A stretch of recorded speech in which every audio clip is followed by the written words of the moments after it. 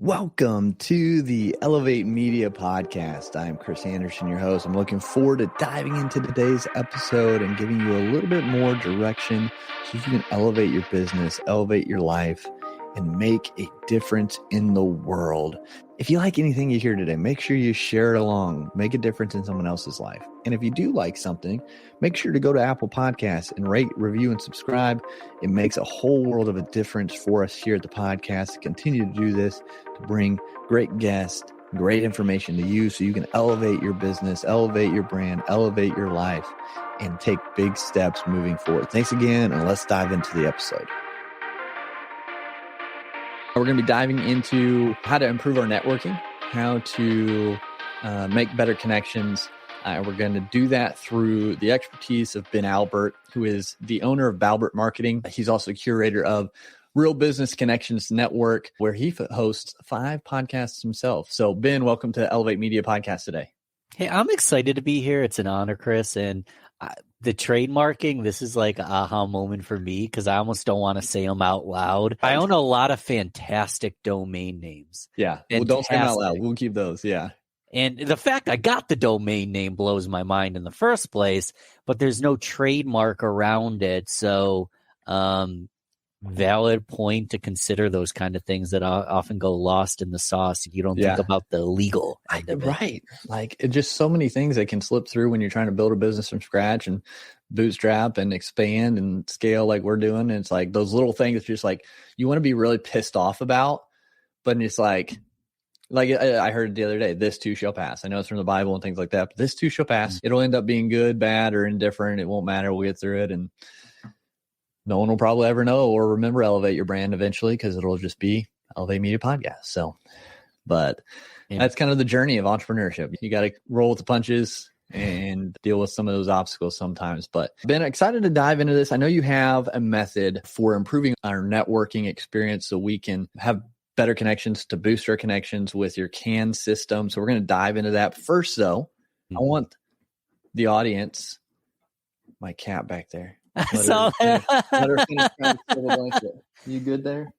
I have to do more editing now. Thanks, Kat. Hey. Leave it in. Leave it in. There you go.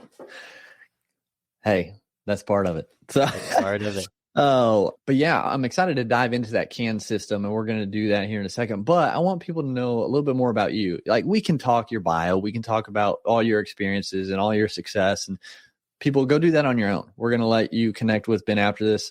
He's going to let us know where to find him, but I want to know about Ben, so we have a game here. Let's get deep. It's called Friends Edition. So nothing weird. And we're not sponsored by this game unless they want to, and they hear this, but they have this section in their cards that are icebreaker questions. So I'm just pulling from that.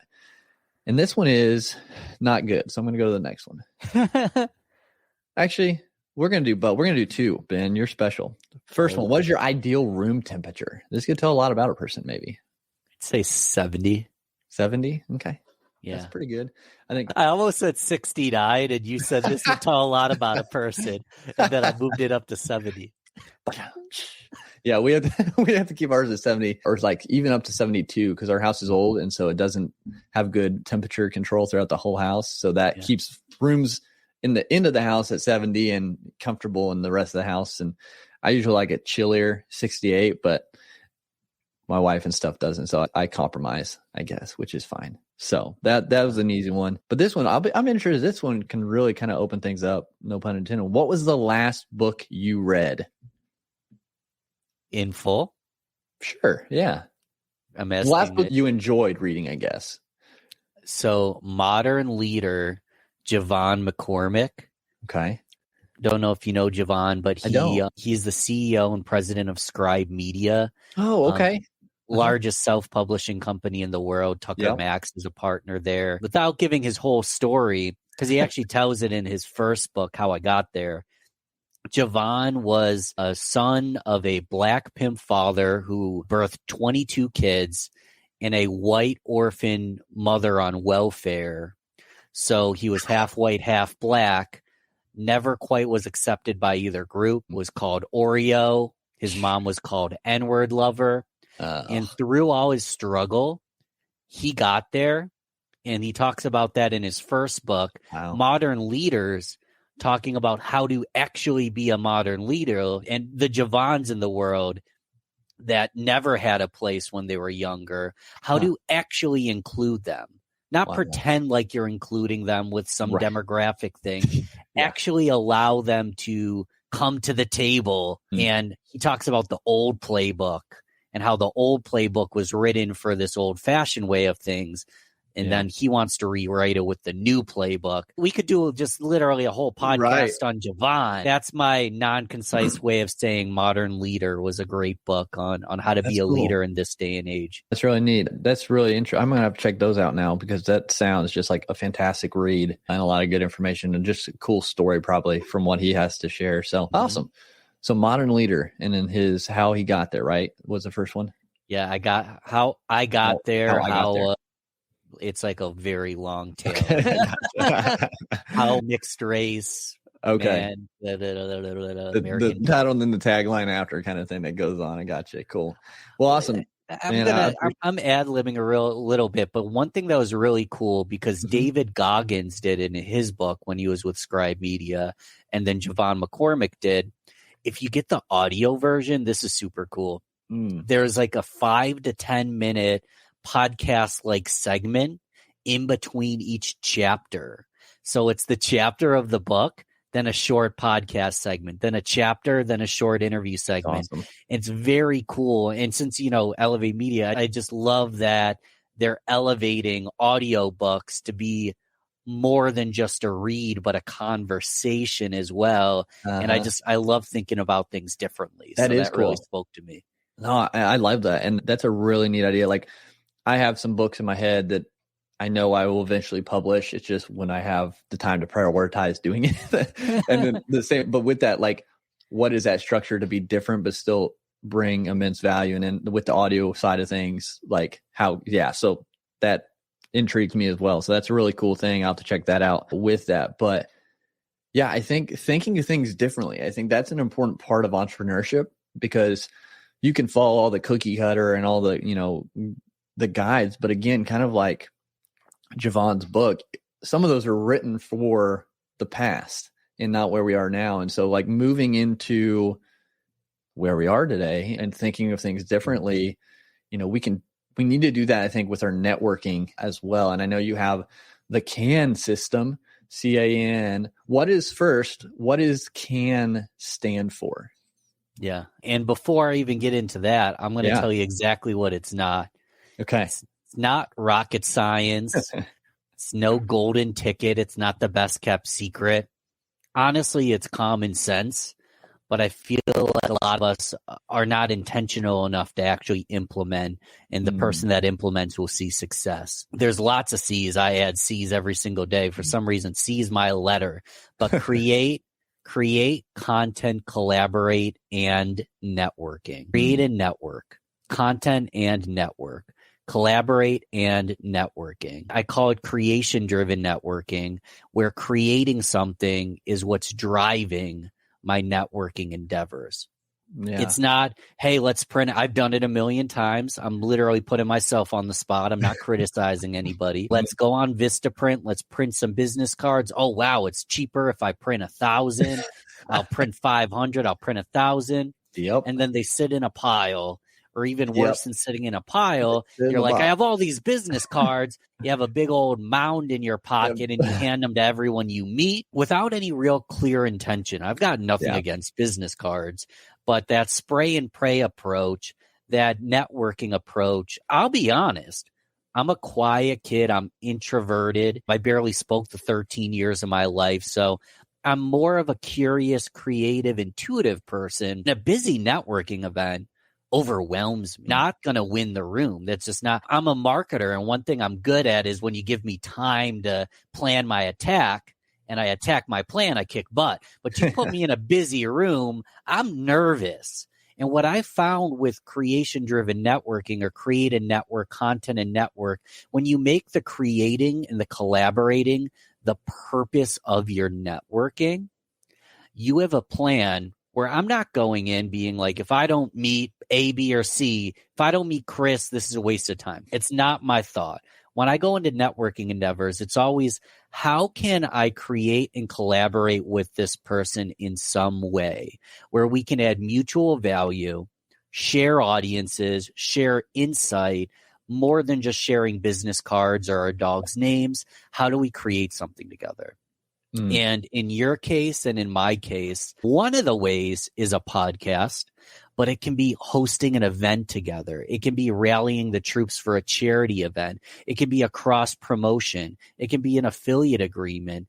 It could be as simple as just starting an engagement group and engaging on each other's posts. It could be even simpler. If you like the person, like, comment, share, and ask them to do the same. But how do we create content and collaborate while we network? So the purpose of networking isn't just to shake a hand or find transactional business. Right. It's to find like-minded, value-centric people that you align with, that you can create something bigger than yourself, compound interest if you have help. And that's how I get it done. And we can talk about podcasting because it's an easy example, but the podcast is the simplest example ever, because people that their time is valuable. The fact that they spend it on me blows my mind. Right. But since I come to the table saying, hey, I want to endorse you as the top consultant in blah, I love what you have to say about A, B, and C, and I really think it'll add value to the audience. In doing so, you also create content, this and that with them. You get the goodwill of them bringing their reputation to the table, and they get your endorsement in your audience. So it becomes mutually beneficial. When if I ask that same person, hey, man, can I buy you $1 cup of coffee and pick your brain? Nobody wants their brain picked. Right. So that's the CAN system in a gist there.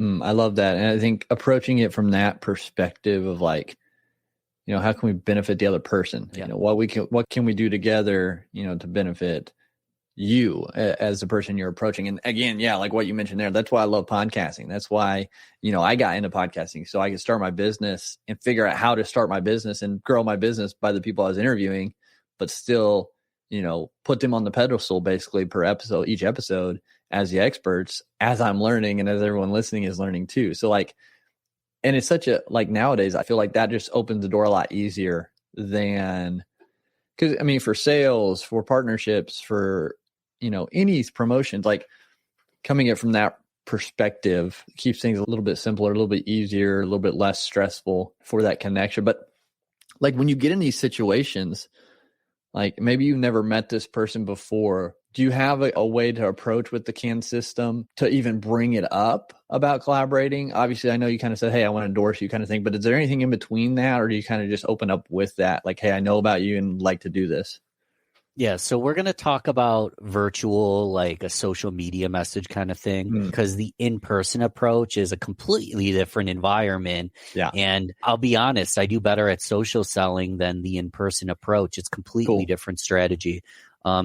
In the social approach, all you need to do is find a way to bridge the gap and provide a reason to even start a conversation. In most categories, it's not, oh my God, I love what you're doing. Blah, blah, blah. You don't want to like be a fanboy or fangirl, but it's something as simple as like, hey, Chris, I think I might have done this with you. Maybe not in this scenario, but I do it all the time. Every podcast I listen to, every book I read, every YouTube video, I reach out to the creator. It takes me 20 seconds to do so, and I already consumed the content, so I can quickly devise a message. So it's simple as, hey, Chris, people could do this after this episode if they want. Hey, Chris, I listened to your podcast with Ben. Love what you're doing here. Keep up the great work. Then they reach out to me. Hey, Ben, I listened to your podcast on Elevate Media. 1, 2, 3 takeaways that brought value into my life. Keep up the great work. Worst case scenario, they don't respond. And guess what? You're exactly where you were before you sent the message. Yeah. If you don't like their content, why are you even reaching out to them anyways? So reach out any chance you get. If they respond, you start a conversation. And you want to quickly, you don't want to small talk. You want to quickly move to the purpose. And the purpose needs to benefit them, possibly more so than it even benefits you. So in this scenario, I connect with Chris, and then I say, hey, Chris, I listened to this episode. I noticed that you haven't talked about blank yet. Do you think possibly you have room on the show where we could collaborate, do a podcast episode? Or on the other end, if you're trying to get someone's attention, you could look at who they're following and say, hey, Chris, I see you're following. I not even say I see you're following, but you just say like, I'm using the podcast as an example because it's for easy. Sure. I'd love to have you on my show. You'll join great company, including name drop people that they're following. Thought you'd be a good fit too. So it's leveraging momentum and commonalities for social influence and connection to put you in a position to even have the conversation. Now let's one more just simple example. Let's say you're the one. In those examples, I'm kind of trying to level up and get someone who's bigger and better than me. Right. Let's say you're the bigger and better person, but you want to highlight up-and-coming entrepreneurs, up-and-coming coaches, consultants. You ask them to join your community, ask them to come to a live event, ask them to do this or that, ask them to submit, maybe win an award.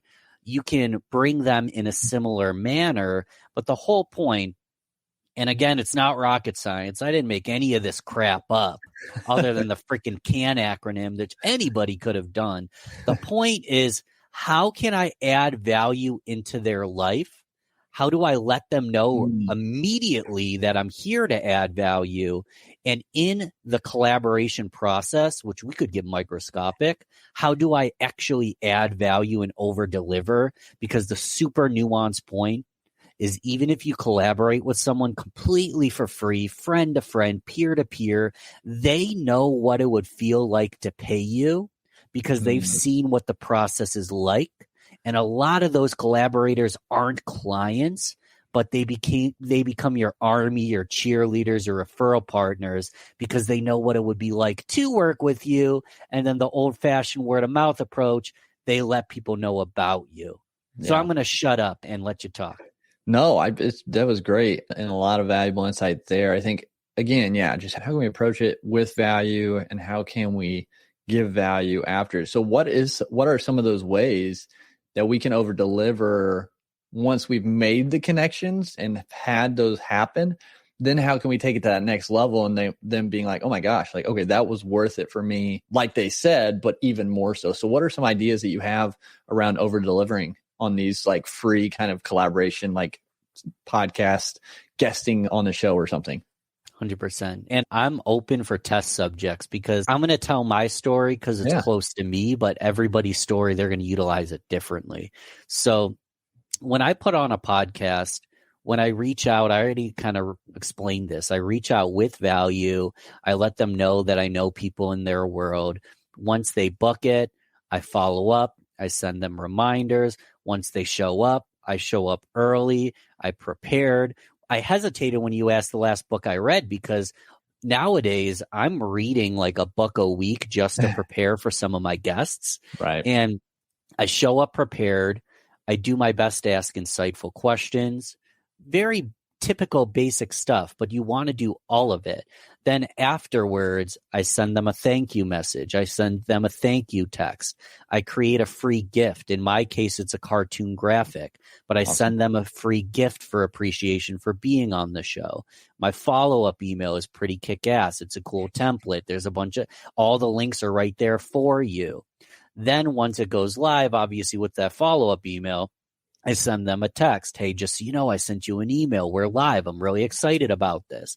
Then I start tagging them on social media. Not only do I tag them, I DM them on the platform to be like, hey, I just tagged you. So they see it happen and they engage as quickly as possible. Afterwards, if they really added value, I'm making introductions. And it depends on the person, but I'm setting them up on other podcasts that would have taken time and possibly money for them to get on, but I'm connecting to my network because I know that the podcaster is going to get value from the guest. And I know the podcaster is going to like me for the intro and the guest is going to like me for the intro. Let's be simple. Right. So you're just loving on people. And that system and process shows like he's texting me and this and that, and we don't even work together. Clearly this person does that for their clients, and clearly I do. And It's really getting your systems and processes down to be people first, one-to-one relationship first. You can automate, but know when to automate and know when you need a human touch so you can over-deliver in every single interaction. And you don't even have to have a podcast. A simple example I love to give, let's say you're a photographer, brand new to photo. For some reason, I just left my job. I'm going to be a photographer. I don't know. But you go to, I've never given this example. This is a fun one. So let's say a restaurant just opened and it's a popular, or let's say it's a new location. So brand new location in your city. Everyone's excited. There's going to be people out the door waiting in line. You say for the launch and pre-launch, I'd love to take photos of your restaurant because you have the best food. I think this is going to be really exciting. Can I be a part of it? I just want to be a part of it and come and take photos. They say yes. You take pictures of the food. You take pictures of the lines. You take pictures of the staff. You build a portfolio using these photos that you took and edited for free. Whoop-de-doo. You're going to have to do things for free sometimes. That's just how things go. Then you take that portfolio item. Maybe even possibly you have to do that 2 or 3 times. Let's just assume you do. Then you've got A, B, and C. Then you go to restaurant D and say, hey, I'd love to take pictures of your photos, your staff, your this. I can actually do long-term content marketing if it's necessary, but let me just show you. I already worked with A, B, and C, and I thought you'd be a good fit for this kind of service as well. So then you have the portfolio that now D is spending money on you at a premium. And now you have a book of business, and A, who would have never hired you at all, can be that example you use in conversations with restaurants that are smaller than restaurant A to kind of give you that reputation to lean on. A was a collaborator, but then D, E, F, G, H, I, J, K can all be clients because of that goodwill you created with the first collaboration. That's awesome. And that's a good thing to remember, especially starting out. Like, yeah, sometimes you might have to do a little bit for free just to build that book of business. And I think that's a good reminder and in leveraging that going forward. So great insight there. And then what you said a little bit before that as well that I want to dive into, because I thought it was a great topic or a great kind of tidbit, was knowing when to automate, but also knowing when to have that personal touch. So can you dive into that? Like, when is it okay to automate, or when is it not okay to automate?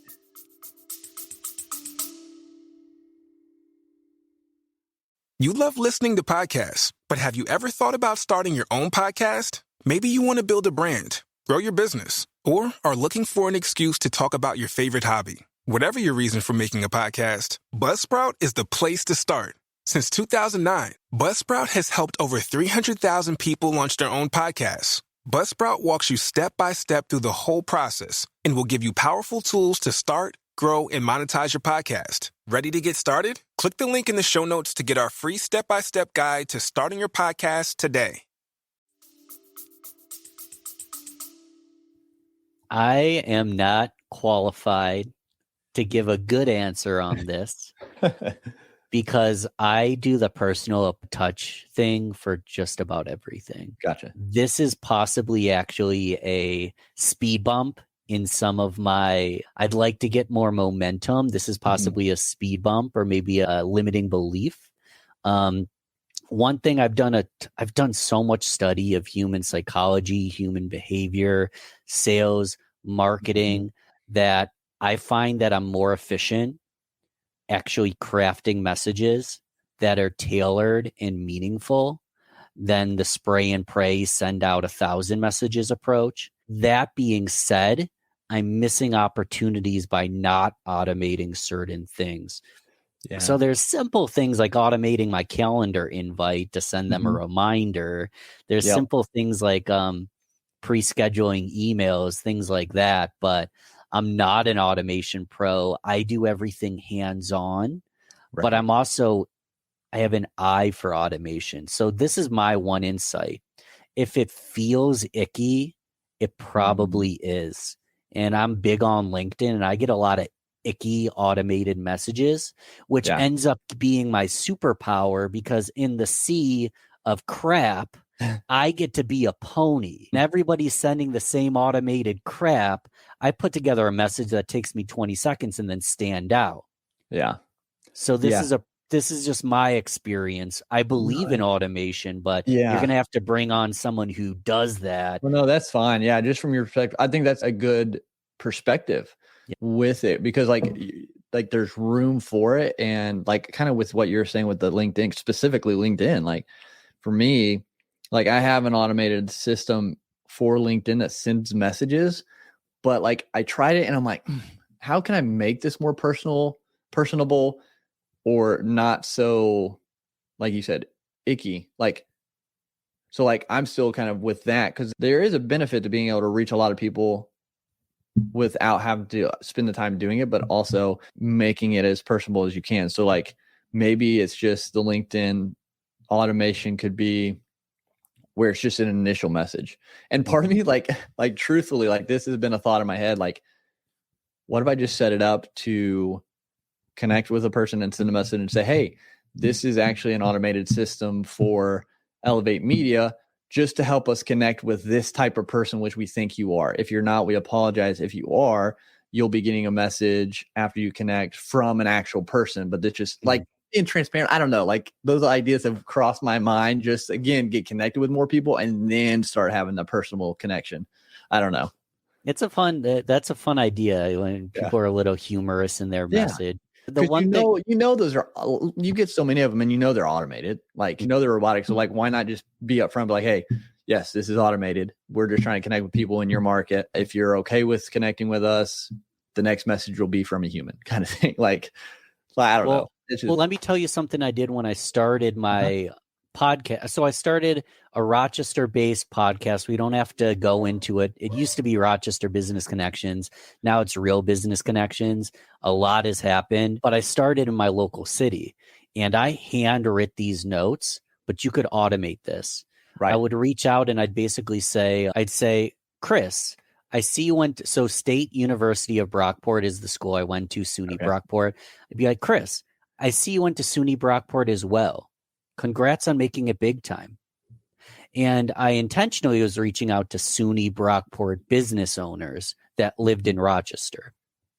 Chris, I see you went to SUNY Brockport as well. Congrats on making it big time. That's it.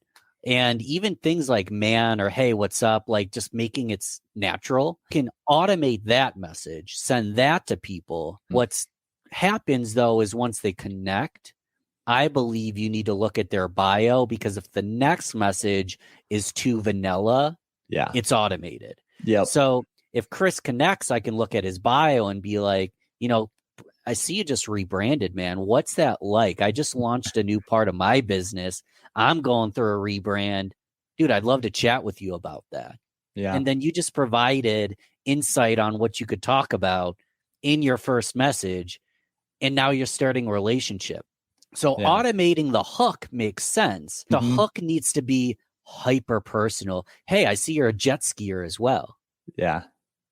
Hey, I see you're from New York State is a little too vague. Hey, I see you're from Indiana.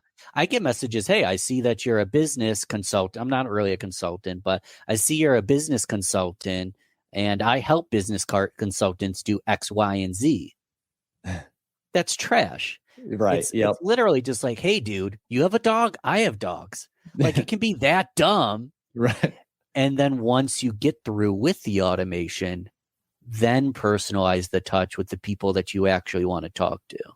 Yeah. No, I think that's a good way to look at it in a good direction too. But use the tools, make things simpler, but also you got to, foster the relationship somehow. Like, so finding that balance, I think, is crucial for sure. So I appreciate you sharing that. This has been a good conversation. It's flown by. I think you've provided a lot of good pieces for people to think on and start implementing in their networking and in their outreach, especially on social media too, through what you've shared. So I appreciate everything that you shared there. To kind of wind things down, 2 more questions that I've been trying to implement because I find them interesting. And one, you've probably been asked before or heard it, but if you could sit down for an hour or two with anybody ever, dead, alive, fictional, and just ask questions or talk to them or learn from them, who would you choose and why?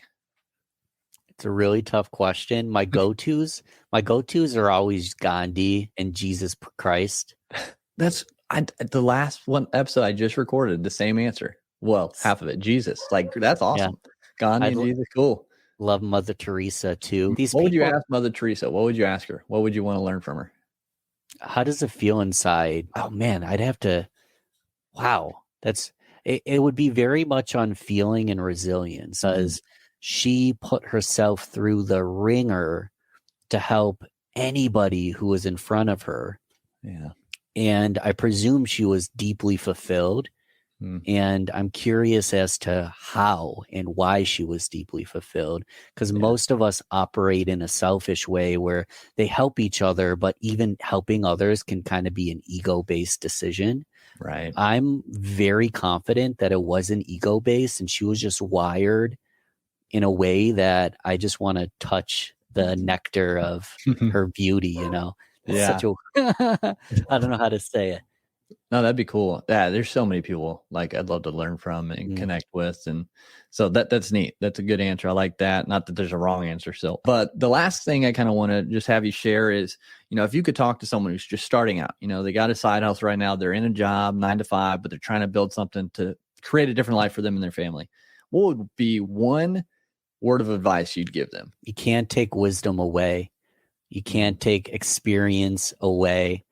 It's okay to be human and make mistakes, but our biggest expense in life is not having the right wisdom or having the right wisdom and not applying it, because we can't get our time back. We can't boo-hoo about it, but surround yourself with the people that have the wisdom you want, and you will become that person and quite possibly surpass them, because you have access to information they didn't have. So surround yourself with people that make you better, not bitter. Surround yourself around the right kind of wisdom, and you'll become, doesn't even matter what you want to become. You fill in the blank. It's your journey. And even if you don't get there, you're going to enjoy the heck out of the process of trying to get there. So that would be my advice. Love it. And that's great advice. And so I appreciate you sharing that. As we come to a close, Ben, where can people connect with you at, hear more from you, and learn more about you?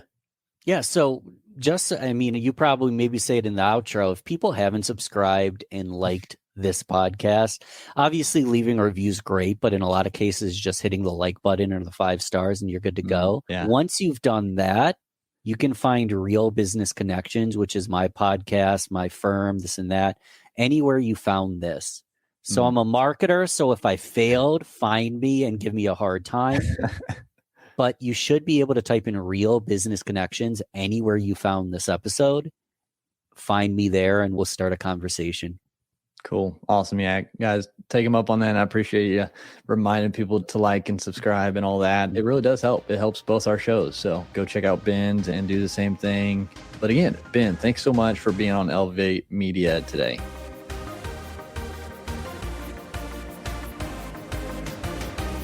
And thanks so much for tuning into this episode today. If you found value at all from this episode, please leave a rating and review on Apple Podcasts. It just helps us get this show, these messages out in front of more people. And don't forget to share this with someone who you think could benefit from listening to as well.